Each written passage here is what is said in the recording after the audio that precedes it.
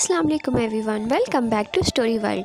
کیسے ہیں سب؟ آج میں آپ کے لیے لے کے آئی ہوں عشق عمد و من کے ایپیسوڈ 2۔ لاسٹ ایپیسوڈ میں ہم نے دیکھا تھا کہ یوسف شعراوی کونیا کا سفر کر رہا ہے اور بہت ناخوش ہے کیونکہ اس کے باپ نے اس کو کہا ہے کہ تم نے وہاں جا کے مجیب درابی کی بیٹی سے شادی کرنی ہے۔ مجیب درابی کی بیٹی کا نام لیلا ہے۔ وہ سب لڑکیاں ایک دعوت میں ہیں اور بابا صالح کا ویٹ کر رہی ہیں۔ بابا صالح آئیں گے اور ان کو کچھ انعامات دیں گے۔ چلیں جی اب آگے سٹارٹ کرتے ہیں۔ اگر ساری دنیا کے چراغ بجھ جائیں تو کیا کرنا ہوگا خاتون؟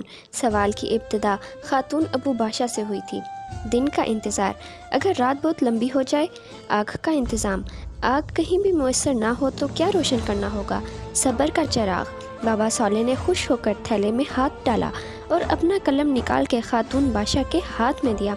پھر ایک ایک کر کے سب ان کے سامنے آ کر بیٹھنے لگی تھی۔ کسی کو ہاتھ کا زیور ملا، کسی کو پیشانی کا، کسی نے ریشم حاصل کیا، کسی نے تسبیح، عطردان، چاندی کے سکے، سونا رنگ، نصیحتیں اور پر رومال کہاں ہیں؟ لڑکیوں میں بے چینی بڑھنے لگی تھی۔ اگر تمہیں بہت نیند آ رہی ہو تو تم کیا کرو گی لیلا بیٹی؟ میں سو جاؤں گی، میں تو کسی بھی وقت سو سکتی ہوں، لیلا بیٹی نے بڑی ادا سے کہا۔ پیچھے بیٹھی ماں نے پیشانی کو ٹھونکا۔ تم کئی راتیں کئی دن سوتی رہی ہو، نیند پھر بھی غالب رہے تو کیا سوتی ہی رہوں گی؟ اور کیا مجھے کون سا خطہ عرب کے صحراؤں میں گھوڑے دوڑانے ہیں؟ لیلا کی بے سختی اور معصومیت پر سب ہنسنے لگی تھی۔ لڑکیوں کے کہکے بہت زیادہ ہی بلند تھے۔ لیلا درابی کو فراغت بہت پیاری تھی۔ فراغت سے فراغت حاصل کر لیتی تھی تو آئینے کے سامنے جا کر کھڑی ہو جاتی تھی۔ اسے سورج کی کرنوں میں اپنے حسن کی چاندنی کو دیکھنا پسند تھا۔ گھوڑے کی پیٹھ پر سوار ہو کر سفر کرنا نہیں۔ کون چھانے عقل کی خاک اور کون چنے شعور کے کانٹے؟ نیند غفلت کی علامت ہے اور یہ غفلت تمہیں عزیز بھی ہے۔ یہ کتاب پڑھا کرو۔ تھیلے میں ہاتھ ڈال کر ایک کتاب نکال کر اس کے آگے رکھی۔ لیلا کا منہ اترا، پھر منہ بنا اور پھر منہ بگڑ گیا۔ کتاب؟ مجھے کچھ اور دے دیں۔ وہ صاف صاف رومال کا ذکر نہیں کر سکتی تھی۔ اب اتنی عقل شرم تو اس میں تھی ہی۔ میری بیٹی، میں تاجر ہوں نہ ہی آرائش فروش۔ کتاب کے ملنے پر تمہیں میرا شکر گزار ہونا چاہیے۔ 6 کم عقلوں سے کتاب کو بچا کر تمہارے حضور پیش کر رہا ہوں اور تم خوش ہی نہیں ہو؟ یعنی میں سب سے زیادہ کم عقل ہوں؟ رومال دیں گے تو ہی خوش ہوں گی نا، سمجھتے ہی نہیں۔ نہیں، تمہیں سب سے زیادہ ہوش مندی کی ضرورت ہے۔ لیلا نے منہ بنا لیا۔ تو ایسے کیوں نہیں کہتے کہ آج کوئی خاص چیز نہیں لائے؟ اتنا انتظار تھا آپ کا۔ خاص چیز؟ تمہیں کون سی خاص چیز چاہیے؟ وہ زیر لب مسکرائے تھے۔ چیز نہیں انسان، رہنے دیں اب، زیر لب چل کر کہتی لیلا یشوین کے پاس آ کر بیٹھ گئی۔ تم نے قلم اور معلم کا ذکر کیا اور یہ دیکھو میرے ہاتھ میں کتاب آ گئی۔ اب استاد محترم بھی آتے ہی ہوں گے۔ مجھے تو گھوڑے والا شہزادہ چاہیے تھا اور اب شاگرد بچوں کی فوج کو ہانکتا ہوا آتا ہوگا۔ چلو آ تو رہا ہے نا، سو تو نہیں رہا۔ یشوین کو اس پہ اتنا پیار آیا کہ اپنے گال کو اس کے گال سے رگڑ کر لاڈ کیا۔ لیلا کی سہیلی کو قلم ملا تھا اور اس نے لیلا سے بڑا منہ بنایا تھا۔ وہ ان دونوں کے پاس آ کر دھم کر کے بیٹھی تھی۔ یہ قلم میں تمہارے دلہے کو تحفے میں دے دوں گی۔ جلی ہوئی جل چکی کو جلا رہی تھی۔ اس کا میں کیا کروں؟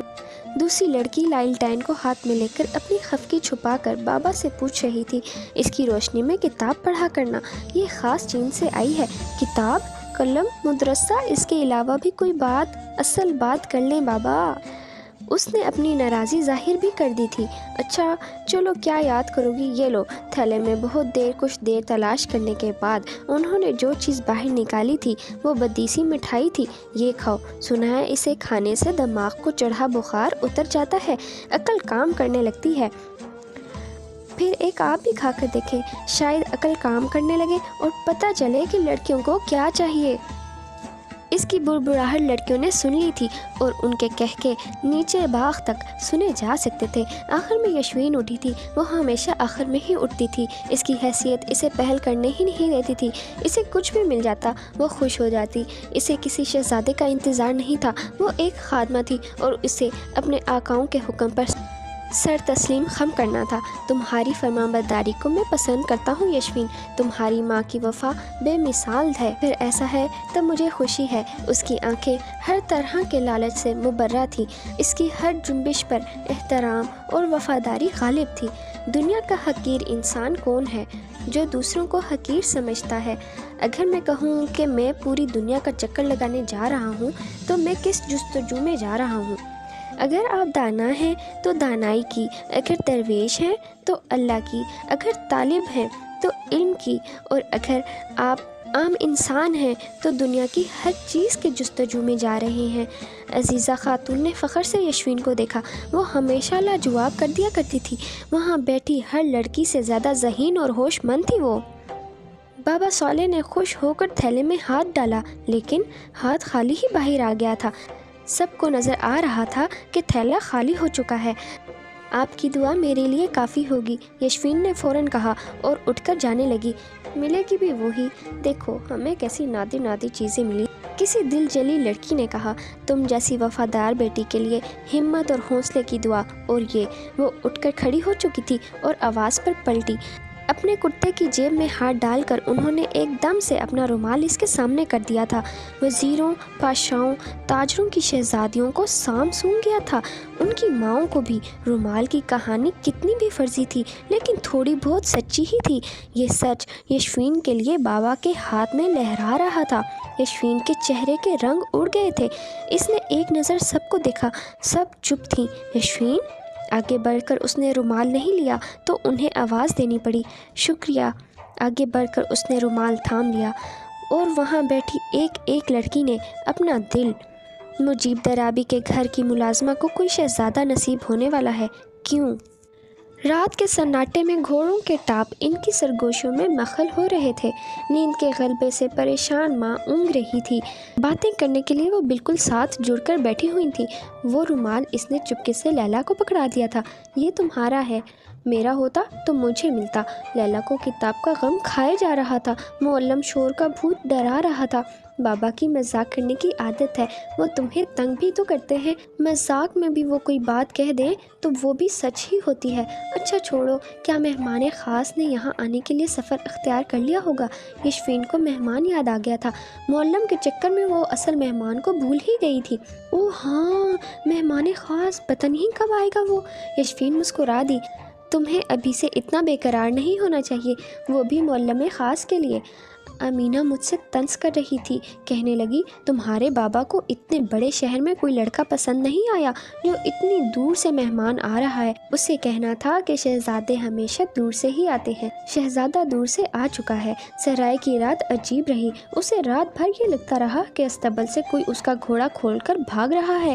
نئے شہر میں چوری کے اس وہم نے اس کے مزاج کو گرم کر دیا تھا۔ ویسے بھی وہ گرم مزاج لے کر ہی سفر پر نکلا تھا۔ اس کی کتنی خواہش تھی کہ راستے میں اسے ڈاکو لوٹ لیتے یا زخمی کر دیتے، ورنہ وہ راستہ بھول جاتا اور کسی ایسی جگہ پھنس جاتا جہاں سے نکل نہ سکتا، ورنہ اسے قید کر لیا جاتا اور ایسی جگہ پہنچا دیا جاتا جہاں اس کے والد کی پہنچ نہ پہنچ سکتی۔